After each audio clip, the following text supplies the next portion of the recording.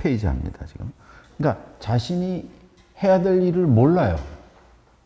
해야 될 일이 모르기 때문에 인생에서의 성공이 있으려고 그러면 해야 될 일을 알고 신이 나서 몰입을 해서 자신도 모르는 신명이 날 때 성공을 하는 거거든.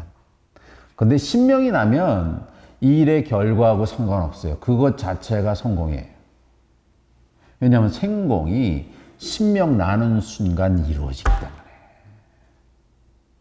근데 신명이 나지 않는 사람은 남들이 원하는 성공이 있어야지 성공이라고 생각을 해. 그것 자체가 실패인 거예요. 근데 이 단어를, 그죠?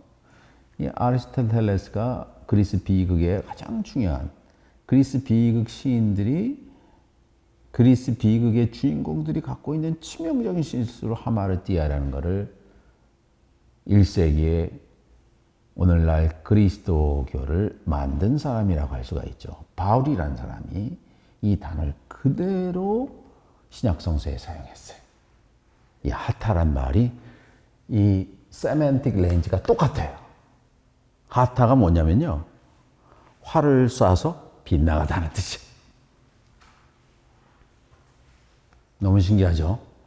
어떻게 그걸 똑같이 생각했을까? 히브리어로. 그래서 활을 쏴서 관역으로 명중시켰는데 빗나가다. 이게 하타인데, 두 번째 의미는 죄를 짓다라는 거예요.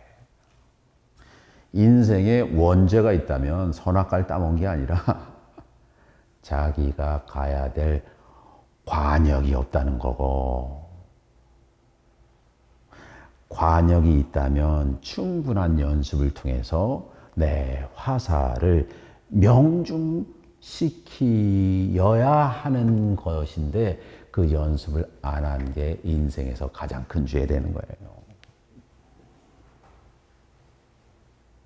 그래서 유대인들이 갖고 있는 하타란 개념을 그대로 이 이퀴벌런트를 찾아야겠다라고 바울이라는 사람이 그리스 철학을 공부하고 특별히 이 스토아 철학, 이 세네카의 동생하고 친구였지 않았습니까? 이 스토아 철학을 공부하고 하면서 바울이 그러면 이 하마르티아라는 아주 의미가 풍부한 비극적인 인간의 전형이 되는 단어를 기독교에 적용시키자 해서 하마르티아를 죄로 번역을 했어요. 인간이 그런 마음이 있기 때문에. 그러니까 아까도 그랬죠. 이 죄, 지금 칸토 6에서는 인간의 마음 속에 있는 바이스가 있고, 오늘 콜파라는 단어가 있어요. 콜파. 내 죄가 있는데 죄의 표현이 있거든요. 그게 말대했다. 그게 표현돼, 악의로 표현된다고. 이걸 이제 그게 이제 죄예요. 악의가 있고 마음이 있고 이게 표현된 게 죄인데, 그 단어가 이제 그 치명적인 실수다. 그래서 이 치명적인 실수는 그리스 비극의 주인공들이 다음 세 가지를 갖고 있다는 거예요. 첫 번째, 그거에 대한 당연한 결과, 자신이 달려가야 될 목적지나 관역을 알지 못할 때 나오는 첫 번째 실수가 오만입니다. 오만. 휴브리스. 휴브리스는 인간에게 적용시킨다면 내가 태어난 환경을 여러 가지 조건 중에 감사한 조건으로 주어져서 태어났는데 이것을 당연하게 여기는 마음이에요. 당연하게. 그럴 리는 없지만 제가 예를 들어서 저 아프가니스탄의 지하드의 대장의 아들로 태어났으면 제 세계관이 어떻겠어요? 이슬람 펀드멘탈스가 최고라고 생각하겠지.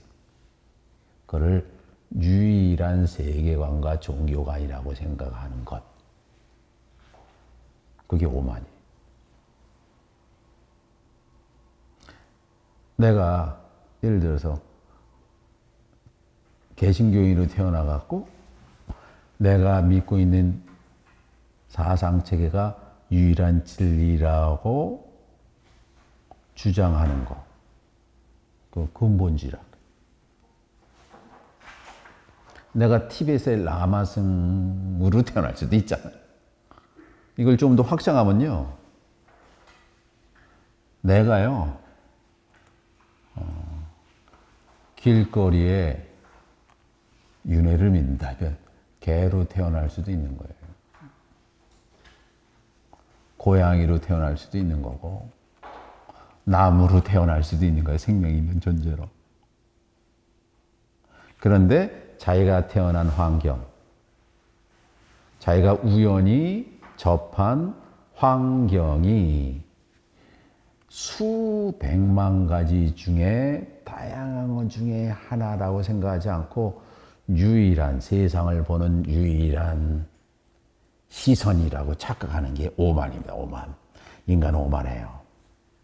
특별히 권력이 쥐어지고 부가 쥐어지면, 명예를 쥐어지면 항상 인간은 오만하게 돼 있어요. 이게 첫 번째 시간 오만이에요. 오만. 오만은 반드시 찾아오는, 특별히 성공한 사람한테 반드시 찾아오는 거예요. 반드시. 예외가 없어요. 심지어는 누구한테 찾아왔냐면 다윗한테도 찾아왔어요. 예수가 다윗의 아들인데 다윗이 전쟁터에 모든 사람을 전쟁터로 하고 자기는 혼자 이렇게 하다가 남의 여자 훔쳐보고 임신시킨 사람. 오만하거든. 당연한 것으로. 그때 나단 선지자가 가서 뭐래? 당신이 아무것도 아니었을 때 내가 왕을 만들어줬는데 왜 이런 일을 했습니까? 그때 깨닫는 거죠. 그래서 자신이 오만한 걸 깨우치는 사람한테 자기가 내가 잘못했다. 당장 시인이 그 오만을 극복할 수 있는 유일한 대안이에요. 부인이 아니라. 난 아닙니다가 아니라. 첫 번째 시죠. 오만. 그렇죠? 이 휴브리스예요. 남들이 우연히 부여한 권력, 부, 명예를 당연한 것으로 여기는 보렴치가 오만이다. 이거예요. 그리스도는 휴브리스다. 오만한 자는 그가 아무리 시진핑, 푸틴, 김정은 같은 권력을 휘민다 해도 기피 대상이에요. 신은 그대들이 아무것도 아니었을 때 자신들에게 대한 소문자 안녕을 위해서 리더를 뽑아주었지만 그 권력을 국민을 위해, 민중을 위해, 인민을 위해 사용하지 않고 자기 권력의 강화를 사용하면 그뿐만 아니라 그가 이끄는 공동체의 미래도 암울하다. 인생이란 무대에 올라왔는데 자기 역할이 있잖아요. 근데 자기 혼자 역할이 아니라 공동체, 비국 공연 전체를 망쳐요. 지금 푸틴 때문에 지금 온 나라가 지금, 온 세계가 지금 휘청이지 않습니까? 인생이란 무대에 올랐지만 자신의 배역을 모르고 다른 사람의 배역을 탈취하여 자기 것으로 우기는 사람처럼 처량한 것은 없어요. 그를 보는 모든 사람들이 그 치명적인 약점, 하마르티아를 알고 있지만 정작 자신은 자신을 돌아볼 줄 몰라 그가 이끄는 공동체는 파국으로 들어갈 수밖에 없어요. 그리스 비극신 소포클레스는 비극 안티고네에 등장하는 테베왕 크레온을 통해 오만을 보았습니다. 선왕 오이디푸스가 스스로 눈을 찔러 장립이 되어 테베를 떠나지만 그의 시동생 크레온이 왕이 됩니다. 그는 자신에게 굴러온 권력을 자신의 소유라고 착각하면서 비극이 시작돼요. 안티고네가 자기 오빠 폴리니케스의 시신을 매령하자 그 매장을 금지하는 칙령을 내려요. 법이라는 것으로. 권력 초보자 크레온이 무시무시한 법에 기대 자신의 권력을 강화하려는 불쌍한 시도다. 항상 정권이 말면 이런 법으로 과거를 청산합니다. 운명은 돌고 도는 수레바퀴다. 그런 의미에서 운명을 시간을 통해 만물을 공평하게 만들거든요. 이게 wheel of fortune이라고 그러잖아요. 이게 돌리다 보면 항상 평균이 된대. 오만의 반대말은 감사다. 감사. 자신이 현재 누리는 모든 것에 대한 감사가 그를 오만이라는 늪에서 건져내기 때문이다. 그래서 항상 감사하는 거 있죠. 이게 최고의 고수예요. 내가 누리는 지금 호산을 당연한 것으로 여기는가? 아니면 인생이란 무대에 오른 내가 오만하는 사실을 내 주위 사람들은 다 알아요. 나만 모르고 있지 않은가?